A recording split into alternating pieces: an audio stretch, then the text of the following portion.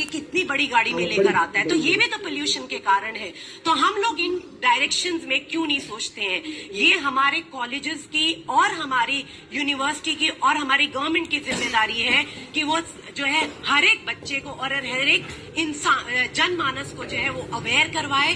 और अब तो हमें उसके जो है प्रतिकूल प्रभाव भी दिखाई देने लगे हैं। तो इसके लिए मैं बिल्कुल मानती हूं कि हर एक आदमी, हर एक व्यक्ति विशेष को बहुत महत्वपूर्ण रोल प्ले करना होगा। सिर्फ प्लांटेशन से ही काम नहीं चलेगा। यदि ऑक्सीजन वाले प्लांट है, जैसे ऑक्सीजन वाले एरिका पाम है, आपके स्नेक प्लांट है, आपके मनी प्लांट है, जो कि वास्तव में ऑक्सीजन जनरेट करे, क्योंकि प्लांटेशन की भी कैटेगरी मैंने देखा है, हर जो एनजीओ है वो प्लांटेशन पे काम कर रहा है, लेकिन उन्हें ये नहीं मालूम कि कौन सा वातावरण के लिए बहुत अच्छा रहेगा। तो यदि इस नजरिए में भी काम हो तो हम अपने वातावरण को बहुत स्वच्छ और बिल्कुल काम भी होना चाहिए और सूझबूझ के साथ होना चाहिए, तभी इसका नतीजा बेहतर निकल के सामने आएगा। लेकिन एक सवाल मेरा यहाँ पे अजय जी आपसे है, और क्या कुछ कदम उठाने चाहिए कम से कम इस समस्या से, ताकि निजात मिल सके? क्योंकि जो वातावरण है वो बेहद खराब होता जा रहा है, पॉल्यूशन लगातार जो बढ़ता जा रहा है, जाहिर तौर पे आने वाली जो पीढ़ी है उसको सिर्फ और सिर्फ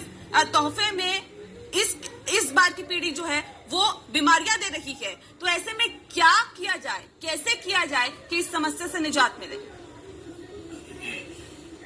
सबसे पहले हम लोग को वायु प्रदूषण को कम करने के लिए हमें अपनी जो हमारी अथॉरिटीज हैं गवर्नमेंट की, चाहे वो नगर निगम हो, चाहे वो लोकल बॉडी की अथॉरिटीज हो, चाहे शहरी निकाय की अथॉरिटीज हो, उनको उनके जो भी इंजीनियर्स हैं, जो भी डेवलपमेंट कार्य कर रहे हैं, उस डेवलपमेंट कार्य को हम सिर्फ डेवलपमेंट न कह के ग्रीन डेवलपमेंट के नाम पे काम करें। चाहे वो सड़कों की मरम्मत हो, चाहे सड़कों की लंबाई चौड़ाई बढ़ाने की बात हो, चाहे कंस्ट्रक्शन हो।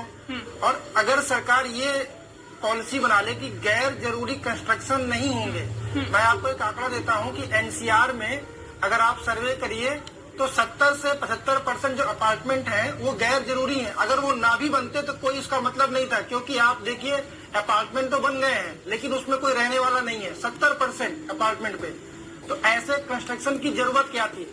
नीड बेस्ड कंस्ट्रक्शन होनी चाहिए, नीड बेस्ड, जितना जरूरी हो उतना कंस्ट्रक्शन होना चाहिए। अगर गवर्नमेंट इस पे कोई पॉलिसी बना ले, चाहे वो अथॉरिटीज के लिए हो, चाहे वो नगर निगम के लिए हो या पब्लिक के लिए हो, और जो अर्बनाइजेशन है वो मास्टर प्लान के थ्रू हो, जिस तरीके से लोग सोसाइटीज बना ले रहे हैं और शहरों का जो लंबाई चौड़ाई है, जो शहरों का एरिया है, वो अनियमित तरीके से विनियोजित तरीके से जो प्रसार हो रहा है, इस पर अगर अंकुश लग जाए और प्रदूषण को लेकर हर परिवार सरकार के साथ साथ सजग रहे, उसे ये पता हो कि वो अगर एक घर बनाता है तो उस घर में उसे कच्चा गार्डन भी छोड़ना है, प्लांटेशन भी करना है, roof top rain water harvesting का भी सेटअप बनाना है। क्योंकि देखिए वाटर कंजर्वेशन, प्लांटेशन और इसके अलावा जो भी हमारी डोमेस्टिक लाइफ स्टाइल होती है, क्योंकि देखिए व्यक्तियों की जो महत्वाकांक्षा होती है वही वजह होती है कि वो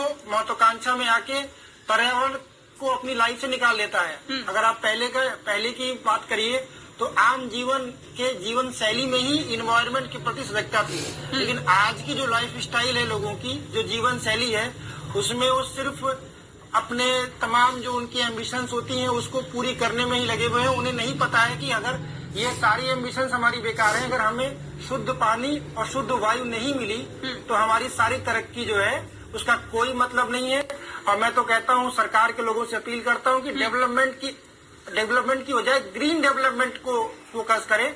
सिर्फ डेवलपमेंट के नाम पे जो भी विकास कार्य किए जा रहे हैं उसमें ग्रीन शब्द बोल के, ताकि जो भी इंजीनियर्स हो, जो भी ठेकेदार हो, जो भी कॉन्ट्रैक्टर्स हो, अगर वो होटल्स बनाए, वो कुछ भी निर्माण कार्य करें, तो उनके माइंड में ये कॉन्सेप्ट बना रहे हैं कि हमें ग्रीन डेवलपमेंट करना है। बिल्कुल। पांडे जी, जिस बात का जिक्र अभी कर रहे थे अजय जी, क्या इस तरह का कदम उठा के भी जो पर्यावरण है उसको बेहतर बनाया जा सकता है? निश्चित रूप से अजय जी के सुझाव बिल्कुल ही सही हैं, लेकिन